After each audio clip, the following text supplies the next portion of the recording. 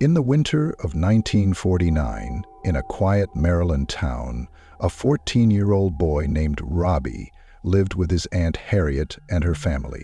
Aunt Harriet was a professor of paranormal activities and dark studies. She used to help people who wanted to connect with their loved ones who had passed away. Since Robbie's parents were no longer alive, he constantly pleaded with Aunt Harriet to let him speak to them just once. After much persistence, Harriet gifted him a Ouija board, a board believed to allow communication with spirits from the other world. Robbie started playing with the Ouija board every day, desperately trying to talk to his parents. But as time passed, his behavior began to change. He became irritable and short-tempered. Then something happened that shook Robbie to his core. His Aunt Harriet passed away. After her death, Robbie spent all his time with the Ouija board. He loved his aunt deeply and was determined to bring her back at any cost. Slowly, Robbie started behaving strangely. He would hear scratching noises from the walls. Sometimes he felt as if his aunt was calling him, and at other times, it seemed like she was fighting with someone. He would hear a woman crying, and sometimes he would hear loud, eerie laughter. Harriet's family noticed the drastic changes in Robbie. He was becoming more aggressive. One day, an elderly family member saw scratch marks all over Robbie's body. The family was terrified, but what happened next turned their fear into absolute horror. One evening, Robbie was home alone.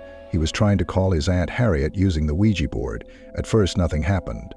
But then, suddenly, all the doors and windows started rattling in a pattern.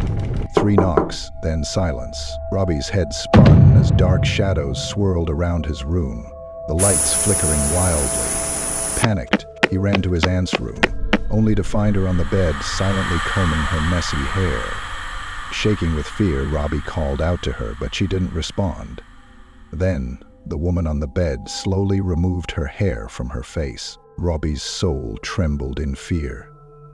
This was not his aunt. It was someone else, with a horrifying face. Her eyes were white, and her rotting face was crawling with worms. She looked at Robbie and started laughing in a terrifying manner. Just as Robbie turned to flee, he found himself face to face with a demon. It had long, sharp teeth and glowing red eyes. Robbie stood frozen, as if controlled by an unseen force. The room's door slammed shut on its own. The family found Robbie in a terrifying state. He was ripping apart a cat and eating its flesh. As soon as he saw his family, he screamed and collapsed unconscious. After this incident, Robbie's condition worsened day by day. When no psychiatrist could help, Harriet's family approached 2 priests. But the moment they stepped inside the house, Robbie went into a frenzy, screaming uncontrollably. His family had to tie him to the bed. When the priests saw Robbie's state, they were shocked. One of the priests sprinkled holy water on Robbie. Instantly, his eyes turned completely white and his face became monstrous. The furniture in the room started shaking violently. The priests chanted prayers, and Robbie screamed in pain before collapsing. After several failed exorcisms, something even more terrifying happened.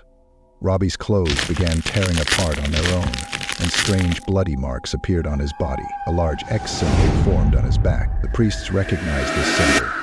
It meant 10 in Latin, signifying that Robbie was possessed by not 1, but 10 demonic entities. The next day, when the priests entered Robbie's room for the final exorcism, he was not on the bed. When they turned around, Robbie was crawling on the ceiling, laughing in a deep, demonic voice. He was chanting loudly in Latin, his voice nothing like his own. Seeing this, the priests immediately began the exorcism ritual. Robbie fell from the ceiling, unconscious. He was tied back to the bed. During the ritual, his body twisted unnaturally, and he screamed in unbearable pain. Then, suddenly, black vomit spewed from his mouth, and a sticky, foul-smelling liquid oozed from his body. After this, Robbie fell into a deep sleep. The next day, when he woke up, everything was back to normal. He felt weak, but he had no memory of what had happened to him. A few days later, Robbie recovered completely. After that, he never experienced anything strange again. While Robbie himself had no memory of the horror he endured, His family and the priests could never forget the terrifying events they had witnessed. If this story sent chills down your spine, make sure to subscribe for more terrifying tales. What do you think really happened to Robbie? Was it truly possession or something else? Let me know your thoughts in the comments below, and if you've ever had a paranormal experience, I'd love to hear your story. Stay safe, and remember, some doors should never be opened.